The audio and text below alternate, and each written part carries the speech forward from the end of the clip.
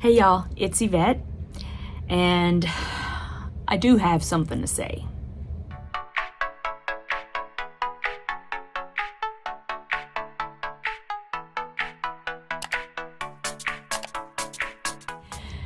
Okay, so, I just want to let you guys know that when I come on and do one of these videos about having something to say, I pretty much just start the camera and start talking.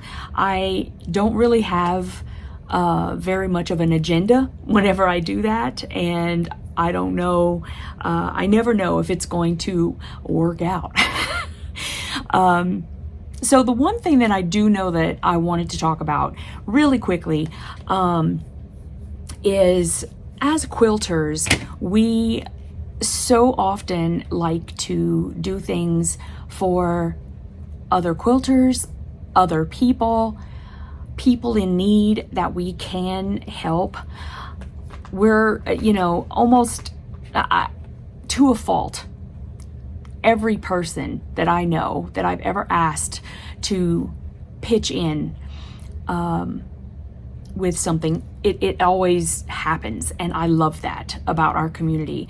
And so recently I saw on Crafting with Lisa Marie, which if you are a quilter and you don't know who Crafting with Lisa Marie is, Lisa has a Facebook group where we do swaps. We participate in swaps, and she runs the whole thing. She's got, oh my goodness, she does bingo. She has games.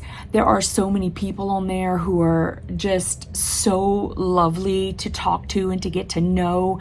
If you like to swap, you have to go and sign up for Crafting with Lisa Marie. If you don't know if you would like to swap, but you think maybe you would, her group is the one to join. They're just wonderful. They're wonderful. And she has this group of people that, oh my goodness, we would all want to be a part of. So anyway, Jellybean is coming over. You're going to see his tail here in a second. Boop. So anyway, a member of Crafting with Lisa Marie, Becky Mendoza, also happens to be a founding member of what I am going to lovingly start calling my guild, Piecing It Real. She has a daughter who has had to have multiple surgeries throughout her young life. And I think that Becky just mentioned that later this year she's going to turn 13. Oh my goodness, can you believe? And so anyway, she has already been through so many surgeries, and now she's going to have another surgery coming up. And Becky would like for us, the quilting community that she is a huge part of, to send quilted postcards to Viviana, who is her daughter, and just smother her in love with these quilted postcards. So I've made one of them so far, and this one is foundation paper pieced, and all of my Piecing It Real guild members, family, community, whatever you want to call us, we are the family that we choose, really, and I love that. I, for free, just gave them a whole bunch of foundation paper pieced quilted postcard patterns that we can use. Now, if you are not a part of Crafting with Lisa Marie, you should go and join and ask to be part of the group of people who are going to be sending these postcards. The deadline is September 1st, so we have well over a month to get as many of them as we want and send them all to Vivi. And I would really love it if you guys would do that. So yes, please, if you have even a small amount of time, it doesn't even have to be something where you piece. If you find, if you have just a fabric that has something like, like ocean, and obviously you want a bigger piece than that, but you can just take one piece, put it on with like batting and something else, and just like quilt it, and then run a like a zigzag stitch around the whole thing. You can send it just like that. You don't even have to piece anything. And on the back, just, you know, gosh, just let Vivi know how much she's loved. She's such a sweet little girl. And anyway, you can find out more information on Crafting with Lisa Marie. So, what's been going on in my life? There are, you know what? I am so lucky. I am so blessed. There are so many of you guys who have been following me like forever and ever. And I know, even though I say it all the time, I never could say it enough how much I love you guys and appreciate all that you do for me. So, you know, I think that for the longest time, I kind of thought that I would eventually someday find that magic button to push where my business would be smooth sailing. And in the past, you know, few weeks, I've kind of come to the realization that, you know what, that's kind of a fallacy. I don't think that anybody's business is ever just smooth sailing, or it shouldn't be. Like, it should be something that we continuously strive to improve. And sometimes you'll, you know, let's say you are having this super successful business, things change. People's attitudes change, people's tastes change, people's just all sorts of things change, and they should change. So I think I've spent way too much time trying to figure out what I'm doing wrong. And I'm coming to a realization that I don't think I'm necessarily doing things wrong. I think that if it is anything, it's probably more like I am not all that great at running a business. And that being said, I think that I've learned some things though. Over the years, over the past few years, I have actually learned some things. And I'm trying really hard to take those things and implement them into like a new plan, you know? And it's something that's going to have to be ever evolving. It's going to have to be something where I pay attention to what's going on and following trends, or, you know, doing stuff like that. And so, you know, sometimes it takes us a while. You know, it's like I say to myself that my biggest issue is probably that I'm so close to whatever my problems might be, whatever a specific problem may be, is that I have a hard time seeing it for what it really is, because I'm so close to it and it hits home. Not that you know, I wouldn't per se think of it as I'm taking it personally. First of all, it's my business. It's personal, okay? So, duh, okay? That's just a dumb thing for me to say, and I need to stop. Because of course it's personal. But I need to take a step back, you know, and kind of view, okay, what is it that I've done that hasn't worked? What have I done that has worked? And sometimes I'll make changes that don't go over well, or I'll have something that I've been doing that maybe I have been evolving, and I think, oh, you know what? Like recently, this is an example.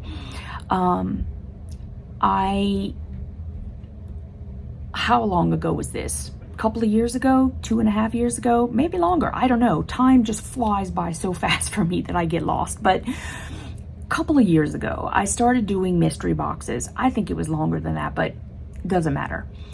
And when I first started putting together mystery boxes, it was mainly a way for me to go through my shelves, because you guys always see these shelves behind me. Go through the shelves and figure out which items on the shelf are items that perhaps I can let go of now.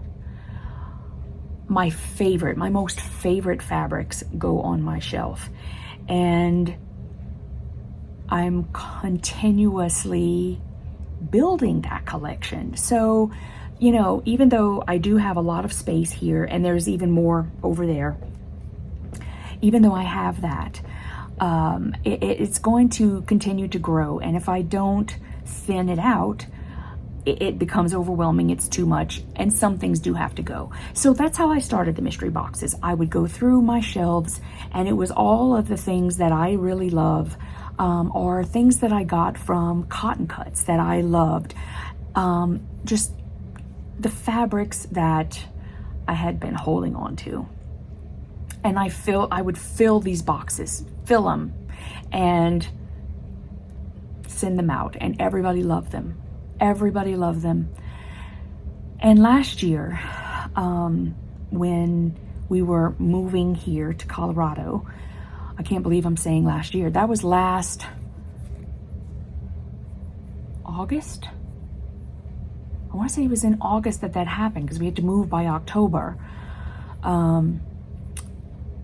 In July, beginning of August, I discovered, and it didn't come as a surprise really, but I had over 500 bolts of fabric in my basement. And I ended up finding that out because I had to move it to a climate controlled storage area so that we could sell the house. There was just so much fabric in the basement that you couldn't walk around very easily. And y'all, the basement was pretty big. So I had never actually counted it. So as I'm moving all of these bolts of fabric, and I get to 500, and I was still loading up fabric in my car. I thought, this has got to change. It's too much. I was drowning in fabric.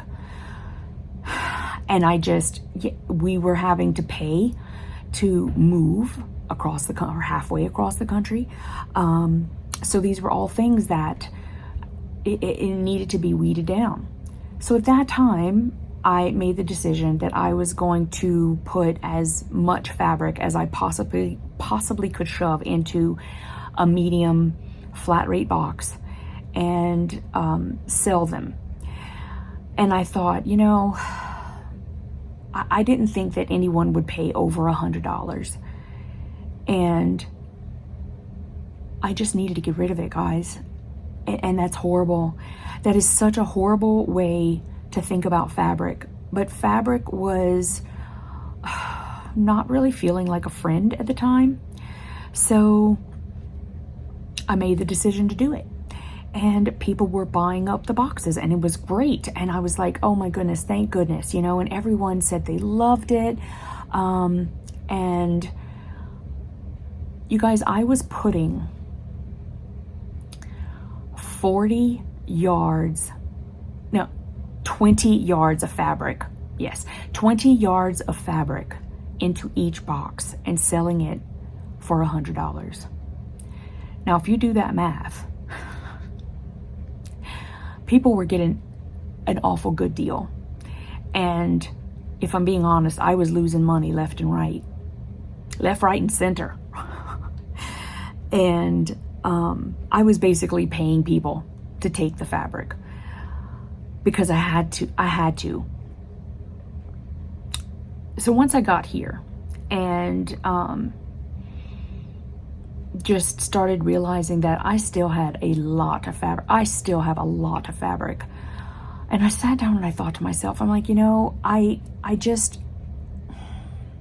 big part of me feels like maybe it was a bit disrespectful to the people who designed the fabric, that I was selling it at a loss, really.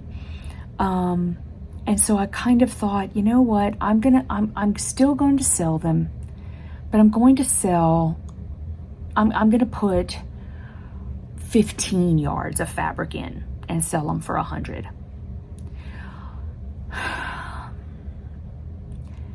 And if you do that math, it's still a really great deal. But I actually got complaints. People who had purchased the boxes previously with 20 yards of fabric in it for the same price were now wondering why they were having to pay the same amount for less fabric. And I tried explaining to people what was going on. I mean, you guys, listen.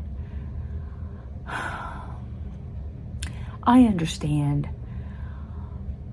people wanting to get a really good deal. I really do. Listen, I have been there before. Someday I may be in that boat again. It's not that I don't understand. I do. But I was selling that fabric for even less than what I paid for it. And there's only so much of that you can do before, I mean, that it hurts me as a business owner as well. I think when I was putting the 15 yards in for $100, I was actually making a little money at that point, but honestly, like, okay, minuscule, like barely anything. And so I thought, you know, here's the thing. I'm just like y'all. I have to pay bills too. I have, you know, and I'm not coming on here to like sit here and do like a, you know, sad story or anything. It's just a fact of life. I still have to pay my bills. So I thought, you know what? Let me give this a go. Let me try doing like an old school mystery box, which was like, I went through my shelves and I cleared out, and I didn't do a lot. I think I had like 5 of them. And this time 2 sold, and one of them left me a pretty bad review on my channel, because that person wasn't happy with what she received.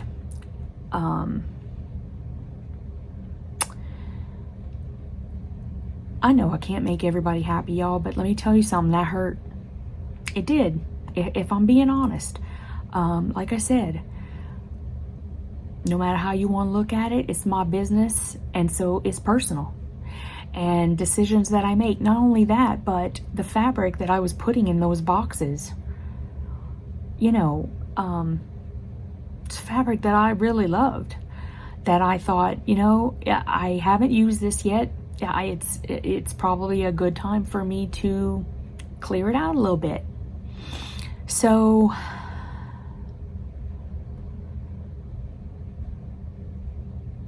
it's hard for me because my biggest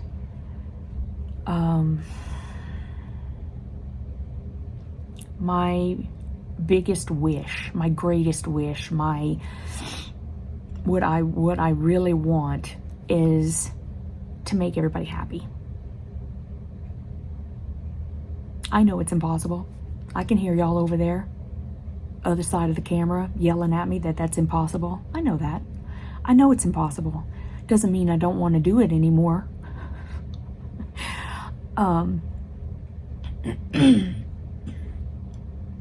So the people who are really good at business are probably, you know, much more equipped than I am to just let that roll. And that's just not me. I have not done anything about it because, first of all, I don't even know what to do. I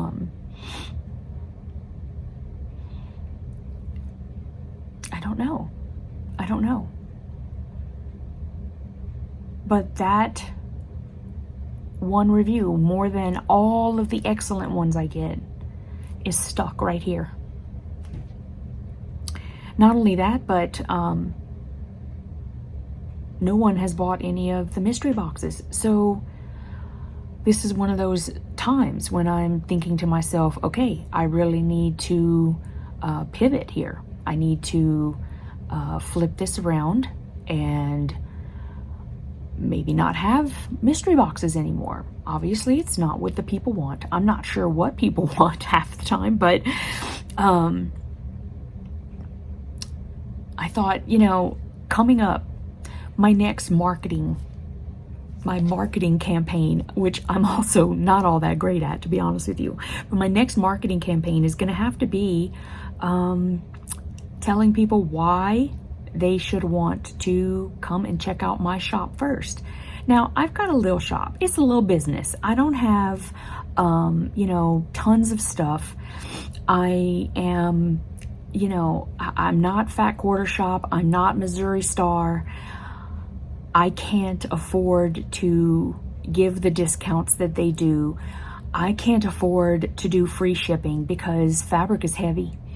And, you know, if I were to do free shipping, y'all, I'd be losing money so fast it's not even funny. I'd have to raise my prices so much to cover that shipping that really, I mean, you'd be paying the same thing. So I'm not really sure how to address that issue, to be honest. I, as a small shop, have a loyalty program. And I know when I was on Etsy, that was something that I didn't have the ability to do. Etsy didn't have that option. So once I went to Shopify, I was able to find a way where I could have a loyalty program. So you can come over to my shop, start an account there, which would keep track of all of your purchases. And as you purchase, you're earning points to use toward future purchases. And I thought that this would be a big draw, but I'm not really sure a lot of people see that or realize what the potential is. Now, again, I don't carry everything. I couldn't possibly. Right now, even in this quite large basement, I'm drowning in fabric.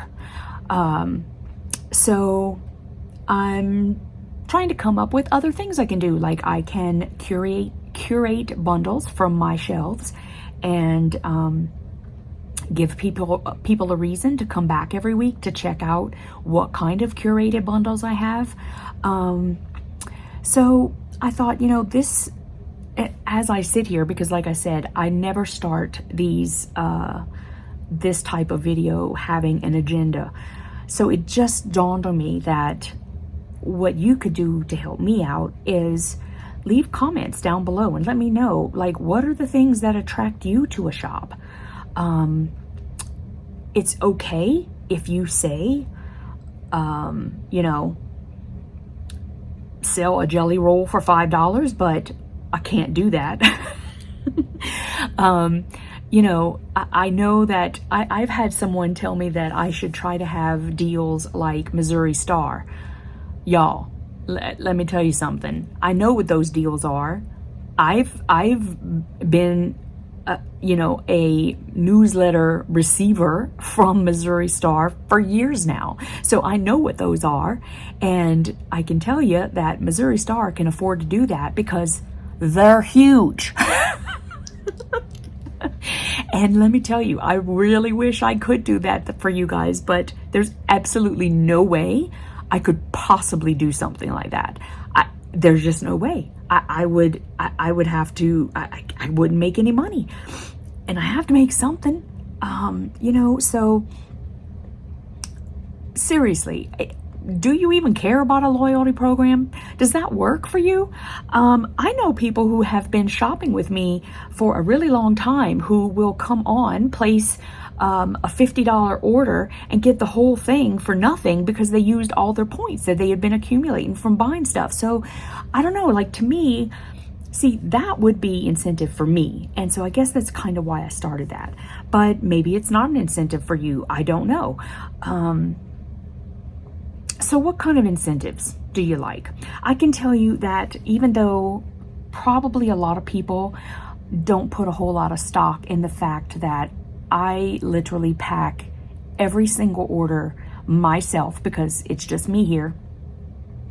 And I try to do it with great care and love, not only for the fabric, but also for you guys.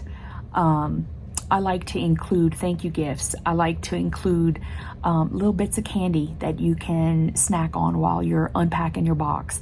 And while those things may not keep you coming back to my shop, those are things that I will continue to do, just because those are the kinds of things I love and that I think go a long way. It's just the little things that a shop owner can do to make me feel like you appreciate the fact that I could come to your shop and purchase things. I can tell you, as a small shop owner, it can be really difficult because it's hard to compete with the larger companies. And, it's very hard to compete. And that's, unfortunately, I have to compete. It's not like I have very much choice. They're there. They're not going anywhere. Especially when the pandemic came around and loads of people started putting all their stuff online. Listen, you can't blame them. What were they going to do? Their shops were closed down. I don't blame them. I would have done the same darn thing. But it does make it difficult for me because there are so many shops out there now. And the ones that are online are the ones that are the most difficult to compete with. So,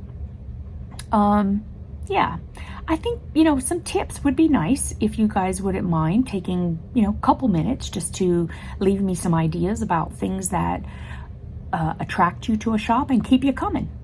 I would love to know. The other thing is, I do have a newsletter. And if you're not already signed up, there is a link in the description box below. I would love for you guys to come and sign up for the newsletter. But here's another thing. I send my newsletters out. I try not to send more than one a week. Try to remember lots of things that I would like to put in the newsletter. How do you feel about newsletters? I will send a newsletter out and only have 24 to 30% of people open it. So I'm thinking, Now, granted, I'm not great at marketing. I'm not great at clickbaity things to put in the subject line to get people to open them, which I know is a thing. And I try, oh my goodness, I try so hard, but it's so hard for me because I don't know why. I just, I wish there was some little thing I could turn in my head that would just make me really good at that. So I'm not sure. I'm not sure how to do that. But what makes you open a newsletter? What attracts you to a shop? What keeps you coming to a shop? And what makes you want to open that newsletter? Because that would be a really good thing for me to know as well. So I know that this video is getting longer and longer, and I just, those are the things that came to mind right now. So I hope that you won't mind helping me out a little bit. Thank you so much for watching this video. I love that you come and watch my videos. If you are not already subscribed, won't you subscribe? Ring the bell. Come and watch more of my videos, because that helps me out too. It does let YouTube know that you enjoy my content and are happy to watch it. And once you do that, I'll see you in the next video. Thank you so much for watching.